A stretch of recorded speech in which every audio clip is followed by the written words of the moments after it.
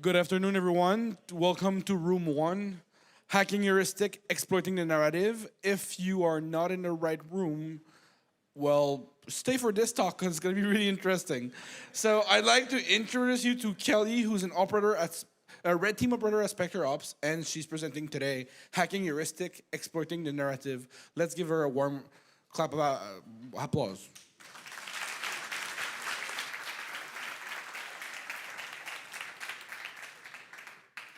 Hi, I'm Kelly. I want to start off this talk with a story, which is how I define a narrative, because I think it's the best way to show, just show examples. So my second month of work, I was trying to tailgate into a building. A manager was like, just, you know what, research it, tailgate in, it's no big deal, it's very easy to do. And on my second time trying, I was going in, and I was following people, I was doing everything right. I was going in at 8:30, which is when employees went in. I was on my phone, having a very intense conversation with my mom. And also I had coffee, and still someone grabbed my arm, and he goes, "Who are you? What are you doing here? What's your purpose? Who do you work for? My job is not worth this." And what I didn't take into consideration was that I was dressed like this. I was not taking my overall narrative into consideration. Appearance matters. As much as people like to say that appearance doesn't matter, it's all about what's inside, it does. Not just for social engineering, but for the broader red team context. I want to qualify this talk and say that this is not a social engineering physical penetration type of talk. This is about behavioral economics and the way that computers take on the biases of their owners and how we can then exploit that in computer networks. I am very excited about it. I hope you are too. But there is one caveat that I want to make sure I address. I use a lot of analogies and metaphors, but they only go so far, right? Analogies and metaphors are great for explaining concepts, but sometimes the actual implementation, if you take them too literally, does not work. So the point of this presentation is to give very technical people, red teamers, a broader context of new ways to attack systems. And it's to give maybe less technical people a broader perspective for different ways that we hack companies. So who am I? That's the big question, right? I am a red team operator at Spectre Ops. We did a training here earlier this week. I do a few different trainings. Mostly, though, I'm a consultant, and I go and do red teams and penetration tests for clients. And I've been doing that for about 3 years. Before Spectre Ops, it was another type of company, usually Fortune 500, 100, and just large-scale environments with the objective of getting domain admin. Before that, I was a business major at the University of Miami, and I felt kind of like this ditto Pokemon for a while with the imposter syndrome. And throughout this presentation, I'm going to expand, and that's why there's a to be continued, about there's more to you than just a few different characteristics. And the ways that we can use our different characteristics are our competitive advantage. Tifkin, Lee Christensen, he was one of the trainers at the Spectre Ops course at NorthSec. He coined the term red team analytics, and I really like thinking about it that way.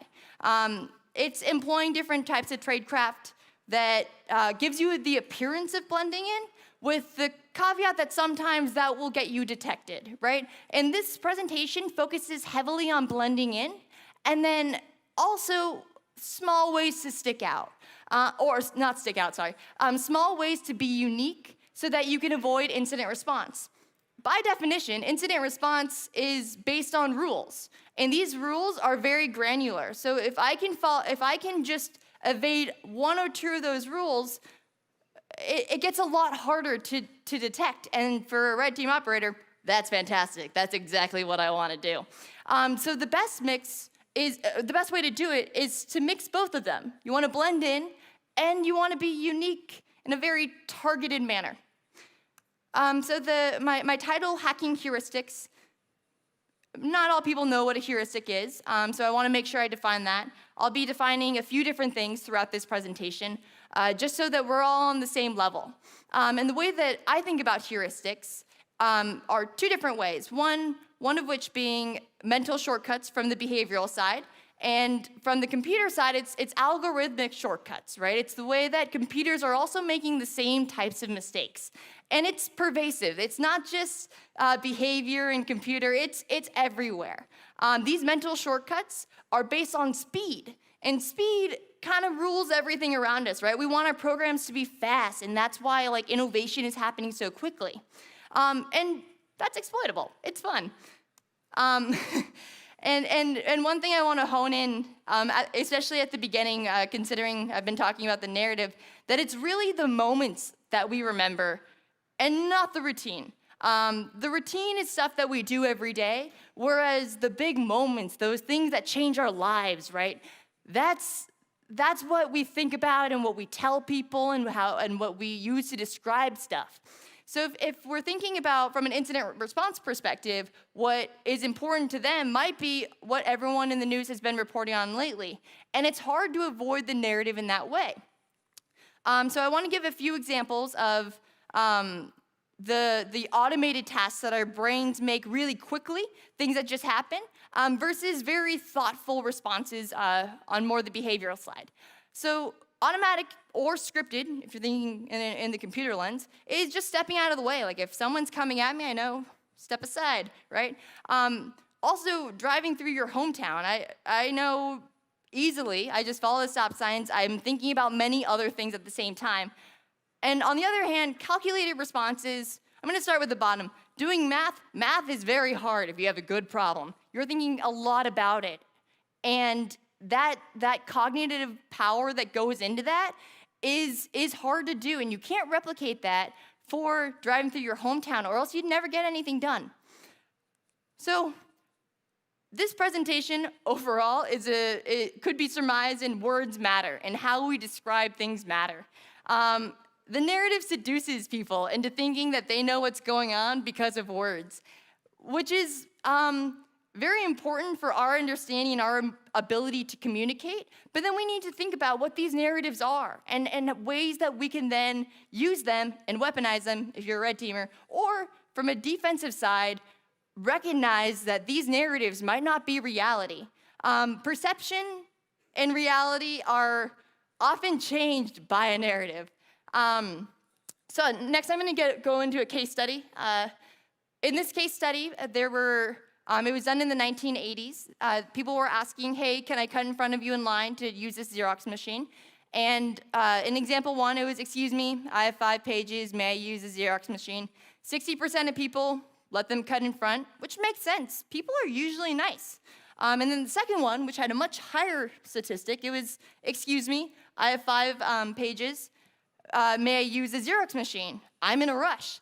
That makes sense because there's justification, right? The justification, you would assume, makes a lot of sense. And the third one also has a justification. Excuse me, I have 5 pages, may I use the Xerox machine because I have some copies to make. But the justification doesn't actually mean anything. It's just more words, right? So for a second, just think in your heads, what percentage of people do you think let them cut in line? I was surprised to find out 93%. That's crazy to me, because that means, and it's just people recognizing justification and being like, yes, that matters.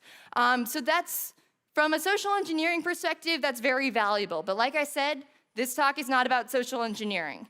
And it's not about social engineering, but we're gonna keep on talking about behavioral heuristics so that then we can better understand red team operations. So a few common behavioral heuristics that are kind of pervasive across the field, availability, familiarity, and those can both be surmised in the overall. We think intuitively that different types of events have a similar likelihood of occurrence when really they don't. Similarities, you can't just think that because an event is like something you experienced before that'll happen again. It's also why, racism happens, right? You see something happen once, and then that's your perception of an entire group of people. And that grouping is pretty bad. Representativeness is when an individual judges the representativeness of a new event, people usually pay attention to the degree of similarity between the event and the process. So for this one, I'm going to give an example because I think examples are a much better way to kind of show these in action. It's called the Linda problem. It's by Daniel Kahneman, who is one of my personal heroes. If you're interested in behavioral science, behavioral economics, I highly suggest the book Thinking Fast and Slow. I read it when I was in college, and it was incredibly, I think about this book once a week, at least, and it's been years now. But the Linda problem is, Linda is 31 years old, single, outspoken, and very bright. She majored in philosophy. As a student, she was deeply concerned with the issues of discrimination and social justice, and also participated in anti-nuclear demonstrations. So knowing that, I have a question. What is more likely? That Linda is a bank teller, or that Linda is a bank teller and is active in the feminist movement? So there's no option 3. There's only 2 options. Who thinks option 1? Okay, and who thinks option 2? Okay, so the real answer is that Linda is a bank teller, because the probability of 2 different events occurring together is always going to be less than or equal to the probability of one occurring alone. And to everyone that said option 2, which, given the context that I gave before, is a much higher probability. Like, you would make that assumption. That's a normal assumption to make. And also, 80% of respondents said number 2. And I think that, like, for everyone that said option 1, if you were asked that question in the context of just regular conversation and not talking about behavioral science, the fast response might have geared towards number 2. I know I fell for it. But I think it's a good example of the way that our brains think quickly, and the way that we can anchor ideas into it is incredibly important to our understanding of the world. So I've talked down about heuristics a fair amount, but the truth is we need them. We need them a lot, because we make 35,000 decisions a day. That's crazy, 35,000 decisions. I mean, I quoted Quora, but I'm okay with that. I don't know, Google search. Even if it's not exactly 35, it's around that many. And every decision that we make is a small prediction about what we believe the future to be. There's a lot of cognitive computing that goes on into each of these decisions. So we need to think fast, and maybe we don't always need to be right. That's what a heuristic is. It's a mental shortcut. And so I'm going to give a quick example about my morning routine, but I hope that all of you can see your own morning routine and see the similarities. So I wake up with an alarm clock. I decide, what do I want to wear to work? There's a few different options, whatever. I decide, do I want to have tea? Do I want to have coffee? Do I want to eat? And then I think about the bus schedule. And the bus schedule can be anywhere. So I'm from Seattle. The bus schedule could take me anywhere from 30 minutes to an hour to get to the office. And if I want to be there on a certain time, it involves some planning. And that planning, I'm usually pretty good at predicting. I'm usually good at understanding about how long it'll take me to get to the office. In general, people are great at predicting. People are awesome at it, except when the narrative comes into play. When the narrative comes into play, oops, oh wait, I have this. When the narrative comes into play, everything is out the window. Earlier this year, there was the viaduct in Seattle shut down, and everyone freaked out. It was everywhere. It was in all of the buses. It was all over the news, because also there's a financial scandal going on. And people kept on talking about the viaduct closing and what that would do. And in my head, I thought, oh, wow, it's going to take me twice as long to get to work. And guess what? It didn't at all. It took me less time to get to work, because everyone was thinking about this stuff. It completely ruined my ability to predict because of what people were telling me. It gave me, the more I heard it, the more I believed it. And in general, narratives get in the way of our ability to predict the future because people like causation. People love finding the root cause of whatever problem they have, and there's a lot of validity to that, right? Especially incident response. You want to find the root cause so that you can fix it in the future. And then people also like talking about interesting topics. People communicate interesting things to one another. No one wants to hear about what you had that morning for breakfast. They want to hear the viaduct is billions of dollars in debt, or however much it was. Probably millions. And then also, the more that you hear something, the more you start to believe it. And I'm a strong believer that repetition is more important to the believability of a statement of an individual than the veracity of a statement. You can be convinced of lies all the time. Here I have a picture of the Great Wall of China. And fun fact, you can't see the Great Wall of China from space. How many people knew that? Oh, okay, more people than I assumed. Maybe I'm just behind. But that flabbergasted me because that's something that I'd been hearing my entire life by multiple people. I can't tell you who told me it or sourced that information, but it was just part of my understanding of the world. And the more frequently things are repeated, the more likely people in general are allowed or believe them. So this is one of the last slides before I start getting technical. I promise it happens. You just got to give a good understanding so that everyone's on the same page. But the similarities between experience and context, and I like to think of context as situational awareness during a red team, right? You hop onto an environment, you go, what is going on? What do I do now? I think the director of the red team at Walmart has just been going through all these different narratives of what do you do first, all this stuff. And with experience, you can better predict the future. That's what experience gives you. And that's what makes experience really valuable. And that's how you create that context and you get better at predicting. When I first joined the field, I was very overwhelmed because I saw my coworkers and other people on Twitter that were just amazing at what they did. And what I didn't take into consideration was they have a lot of experience in this. I joined an environment. I just got my initial foothold, and I don't know what to do. I'm stunned. Whereas they have the recency of events and things that have worked in the past, and that's what they start going after. That's very valuable. And then here is a graph of you have an experience, right? Your brain takes that experience in, it indexes it, it makes it so that, one, it's in there, two, you can call it out easily, and then your perception of the world changes. And that's the real thing, and that's how you can create context, is creating these new experiences at both like a personal interaction and also a network level. So people think in references and relationships, and so does Active Directory. This is a very, very simplified version of Active Directory, but these are the parts that I'm going to talk about. So please don't, we don't need to argue about the simplicity of this. Users, right, are part of certain different types of groups. And if I think about the types of groups that I'm in, it's I live in Seattle, like all the characteristics about me.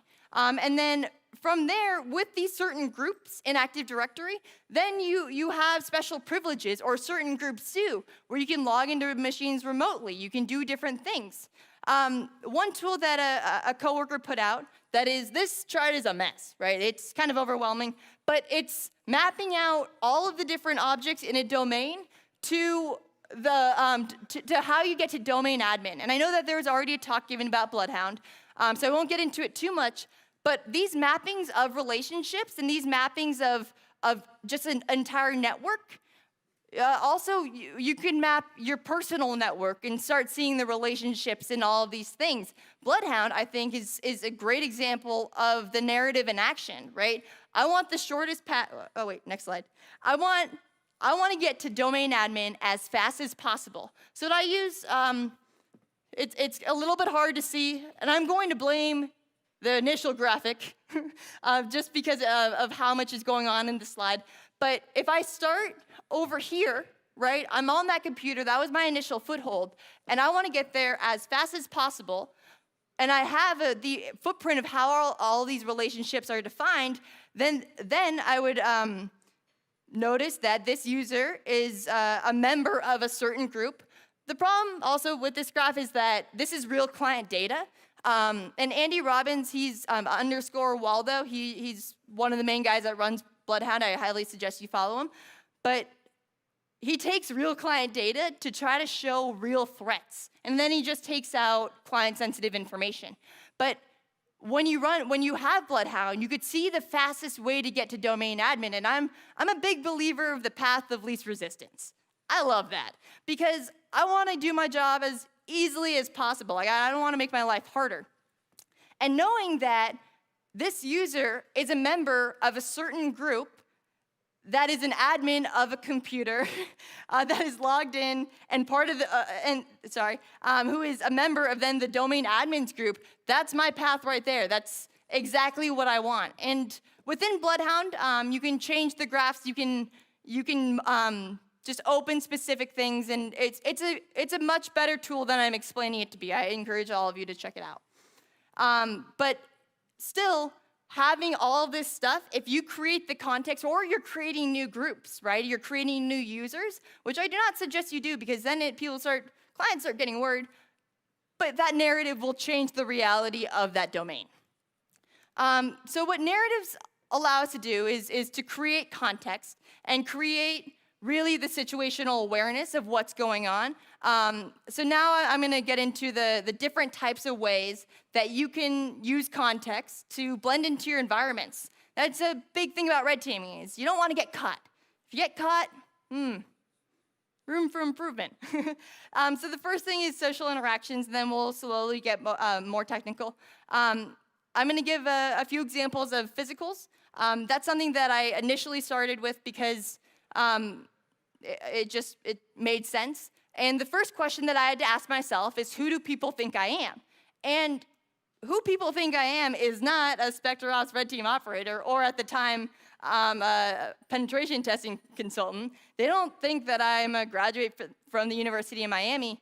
And they're not, so exit on that. My mom, who I care about a lot, she describes me as intense. My friends from college say that I'm very hardworking. My coworkers say that I have a bad sense of humor, but I'm very energetic. None of that matters. What really matters is your appearance, right? And figuring out what is your first impression before someone even sees you. You can't do physicals without that. You gotta know yourself. So I have a blog post about how to figure out who you are. So I won't get into that now because time is limited and there's only so much time. But I found out that I have 3 different profiles I like to use. The second one, event planner, I've used that one once. I avoid it because tailgating is not my forte, as I started with. So I try to avoid that one. That would be me blending in with an overall company. I use the intern one when I'm trying to clone badges because people love helping interns as long as it doesn't mean like that they actually have to do something. So if I walk up to someone and I say, help, I'm lost. My badge cloner's here. And they're like, oh my gosh, of course you're lost. You're an intern. Then they'll give me directions. I have their badge, stuff like that. But if I want to do something like privilege escalation and I want to convince someone to do something, then I need to be an attorney. When I'm an attorney, I'm dressed more like this. I'm wearing a dress and heels. I put on lipstick. I try to, 1, make myself look older. 2, I have a nicer purse. I'm not using a backpack. I am asserting authority, and it's a different tone of voice as well, right? Interns are scared often. Easy to pull off. And attorneys are very direct and to the point. Usually, I just talk to myself in the mirror that morning and try to establish that, but it's giving the perception of who you are. It's really trying to give that narrative. And then in the same way, these are all things that I have done in real life. So when I'm creating these profiles, I know them very well because I used to be a privacy consultant, right? Like I worked with a lot of lawyers. I was an intern at one point, and then I've planned events, and in that way, I can be very real, and people recognize real. So once we think about the narrative more, we can see how we can change the reality of the situation. Here, it's more just a fun slide of my personal toolkit. One night I was bored in a hotel, and then usually when I'm an intern, I use a backpack, and then my attorney go-to is a nicer bag, right? It's something that attorneys would use. I looked at all the attorney bags. I Googled them. What do attorneys use? So then next I'll be getting into more internal penetration testing, going through the living off the land philosophy. We'll start there. It was coined by Symantec in 2017, where you're using the tools that are already in an environment. So living off the land assumes that you have that initial foothold on there. And living off the land is just taking advantage of stuff that's there. That's great because, oh, I should have said this before. What do people use? Living off the land is very doable because you have things like Adobe, and I am a big fan of Adobe. I like photography, so I use it. And last week, Matthew Green tweeted out all these CVEs that they just dropped in one update. That's crazy, right? So from the living off the land perspective, I don't need to build all of my own stuff. I don't need to create new exploits. I'm just going to use the Adobe application that is on almost everyone's computer. Another thing is browser extensions. Browser extensions are awesome. There's a person, Zorior, Xorior, his name's Chris Ross. He made a browser extension exploit for macOS, and this is just the general synopsis of it. I don't want to get into it too much, just because a lot of information. And then Microsoft Office, I have here included macros, and more macros, but there is so much more to Microsoft Office than just macros. Macros are just what everyone talks about, so included. This is a fun thing that I used to do. It was actually my first programming language that I really spent a lot of time with, Word Basic. It comes before VBA. And for a little bit, you could use Word Basic. It'd be automatically changed into VBA, but it wasn't getting detected by incident response because the syntax was in Word Basic. And it's these small obscurities that really drive the, that really help you exploit things. That was great, and then Microsoft started catching it. This is a quick overview of ProcDump. I'm sure a few of you red teamers are very familiar with it. That's why this is a internal penetration testing section. But what ProcDump does is it's a Microsoft signed tool. So you would download Windows Sysinternals, and that's great. It's Microsoft signed. It won't get it detected as easily, except now they know, oh, shoot, people use ProcDump maliciously. And then from there, what you do is you dump the LSASS memory with that tool. And what LSASS is it's responsible for enforcing security policies on a system, and it verifies users that are logging into Windows computers on computers, servers, all of the above. So if you can get that LSASS file, you can get credentials using Mimikatz. Mimikatz will get flagged by pretty much everything. Or it should. It should get flagged by pretty much everything because it's a no malicious tool. So instead what you do is you pull that back onto your own computer, and I just turn off Windows Defender in a VM, or else it'll kill my Mimikatz. And I'm like, no, I'm trying to be malicious. And from there, I can still obtain the passwords, right? And it's just using the things that are already installed. Windows Sysinternals is very common. I've never been on an Active Directory environment, and every company uses Active Directory that I've ever tested that didn't have Sysinternals installed. Oops. So then another one of living off the land is Kasaba, I'm going to butcher his name, Fitzel. He noticed that if he created applications in the Apple Store, that he could then do privilege escalation. And by doing that, it's already in the Apple Store. People trust that because it goes through a process. He had to get a developer ID. It took him about a week. He had to learn Swift, which took him about a week. No, sorry, getting the developer ID was fast, and then it took him about a week to learn Swift. But from there, he could develop his own application that is also an Apple. It's from the Apple Store, and that's very good. And Yeah, next slide. So then now we're going to get into network traffic, and specifically infrastructure. Infrastructure is a large concept that I could talk about for 5 hours and still not give you a good enough impression. So we're just going to run through a few different things that are especially relevant to behavioral heuristics. For those of you that aren't aware, a command and control platform, C2, is a way for me to execute commands remotely onto a system and then have them return an output. The tools that my company uses is usually Cobalt Strike, but there's a lot out there. There's Empire, there's AppVel, there's Faction. I have a few of them up on my computer here. There's a good amount of C2 tools, but it's just all that stuff. But the first step of infrastructure is figuring out what type of cloud provider do you want to use, because they're all different. And what story do you want to use with each cloud provider, because they each give you different types of functionality. The benefits of AWS was domain fronting. That's a little bit dead. It's been dead in Google for like 1 or 2 years, so I think they're a little behind. But you could still domain front with Azure. Also, AWS is the industry standard. The benefits of using Azure is that people are very familiar with it, and the documentation is there. People use DigitalOcean because of team management. It's very easy to use. It's probably the fastest way for someone to spin up infrastructure for their first time. But I am a big fan of Google Cloud, mostly because of their Cloud Run functionality. So I'm going to use Google and Microsoft to show how you tell a story with your infrastructure and evade detection. So here, this is Cobalt Strike, the C2 that I mentioned earlier. You can see these are general profiles. Do not use these during an op because they will get flagged. You need to modify them, right? And if you click on them, you can make the modifications with the header files. But the Gmail one is relevant to Google. The Microsoft one's relevant to Microsoft. You get the idea.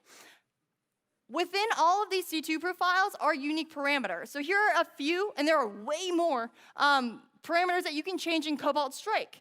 The same way that when I wear different things, I give off a certain perception. You see that there's a lot of similarities in the way that we think about infrastructure and we think about sending traffic or trying to emulate certain types of traffic that there are to how you present yourself and stuff along those lines. Yeah. So here is a potential infrastructure setup. If you have infrastructure questions, really the best resource is Blue Screen of Jeff's Red Team Infrastructure Wiki. It has so many resources, and if he didn't write the blogs himself, he has a bunch of resources, and people have been helping him build out this wiki to give as much information as possible.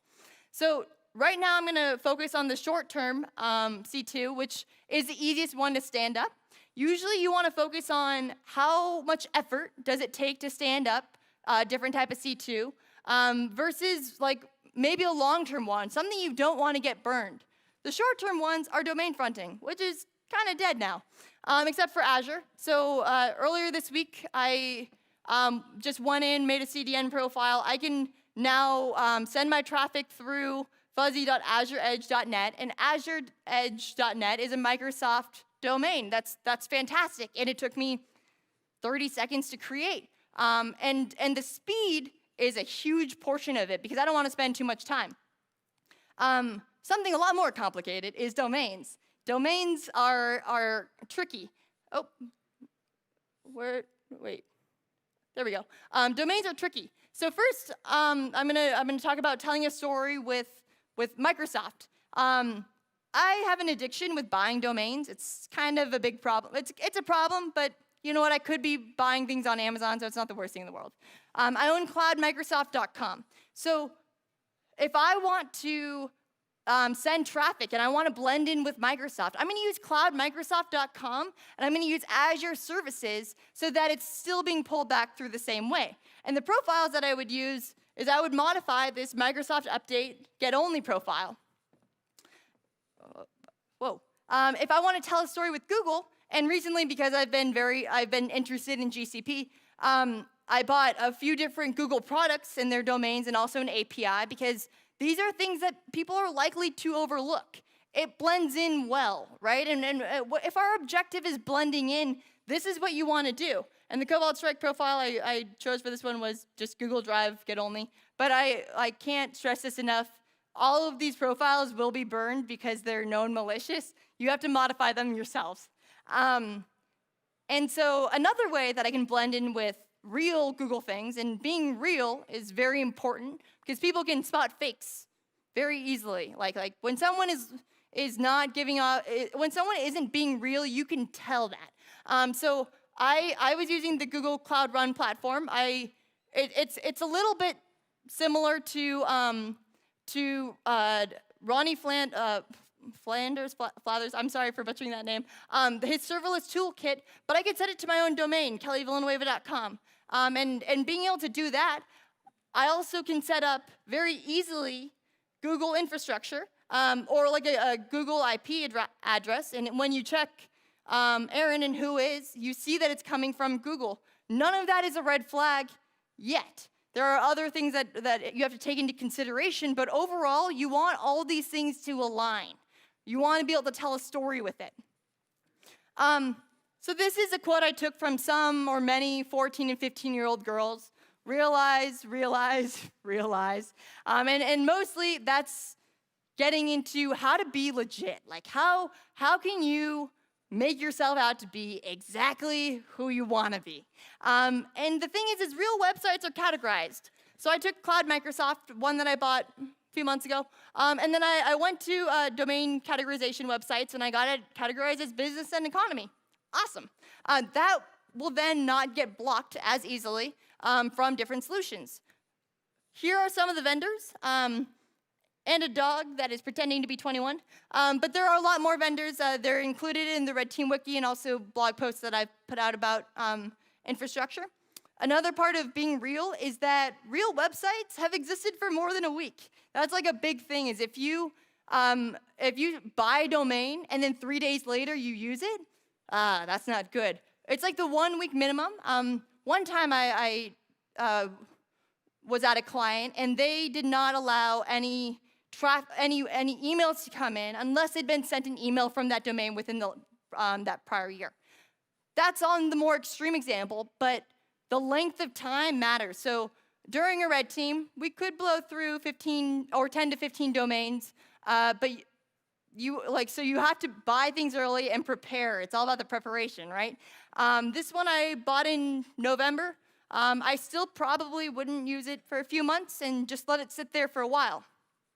The next one, real websites have certificates. There was a talk given yesterday about how easy it is to set up certificates.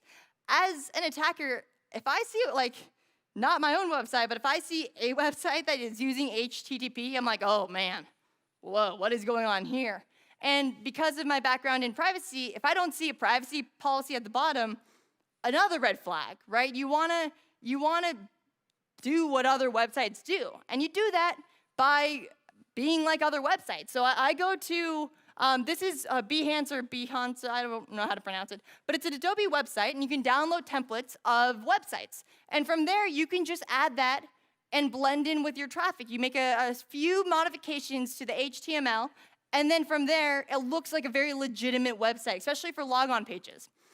And then the last one, emails. So emails, there are so many different email avenues to get in, right? It's like an infinite amount. The stuff gets blocked all the time. One of my favorite stories was I was working for Fortune 100, and we were doing a phishing campaign.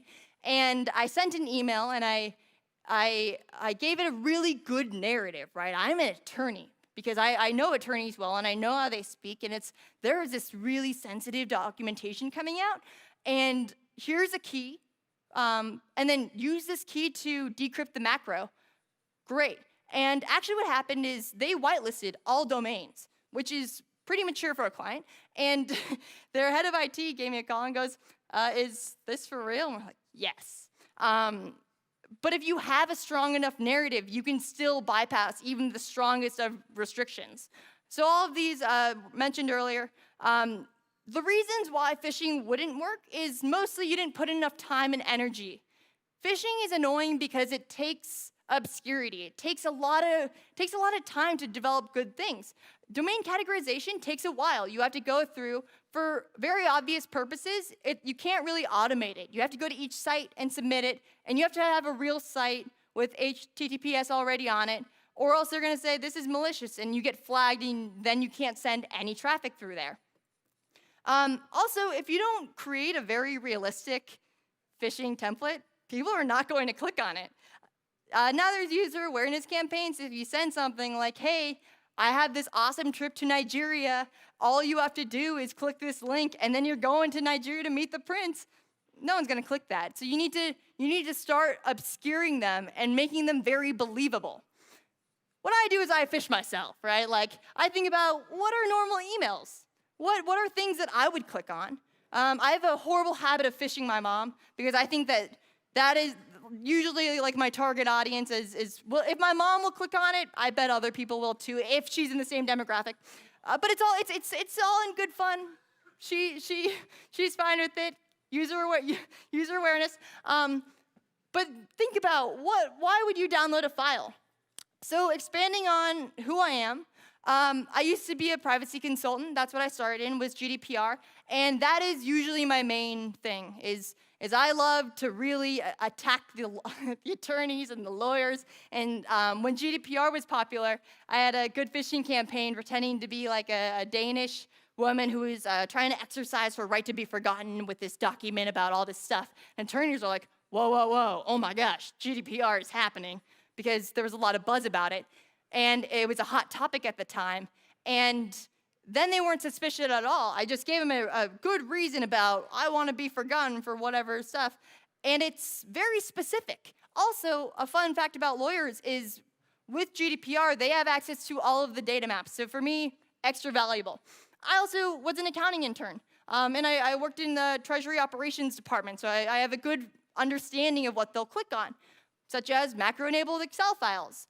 Excel files, I'm a big believer. Excel is the second best programming language, application, whatever, for any task. And the best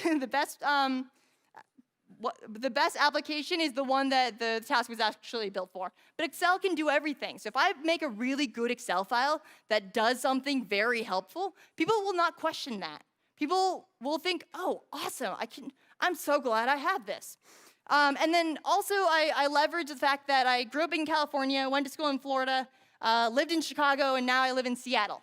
And in doing that, so attorneys, I mentioned a few different ways that I target them.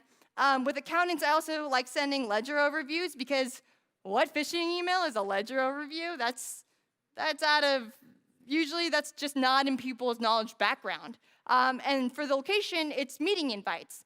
I encourage all of you that are phishing to take yourself, think about it, what makes you unique, what makes you special, and target that, because you speak their language better than anyone else. No one else, like people, my coworkers that have tried to copy my legal emails and maybe just change a few words, to me I'm like, oh, that's not how attorneys talk, blah, blah, blah. You just want to be real, and the best way to be real is just being real. I'll skip over that just for the sake of time. I think that this is the most important slide in the talk, is how happy do you want to be, and who do you want to be? I stole this from the Mimikatz creators, but for me, I wanted to be a technical resource. And there was a lot of barriers getting in the way of that, right? I was a business major. There's all these different things. And the narrative that I was telling myself was, I am a business major. I am this. I am that. And that's all stuff in my head. Those are those groups that I assigned to myself and people told me. We tell ourselves stuff every day without realizing it. We ingest 100,000 words a day, which is equivalent to a 3-hour book, like reading a 3-hour book.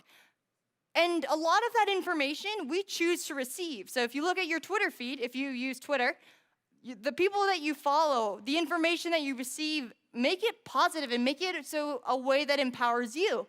If you're not happy in your current role, maybe your dream role isn't attainable at this time, but start telling yourself a narrative that you are good enough for something else.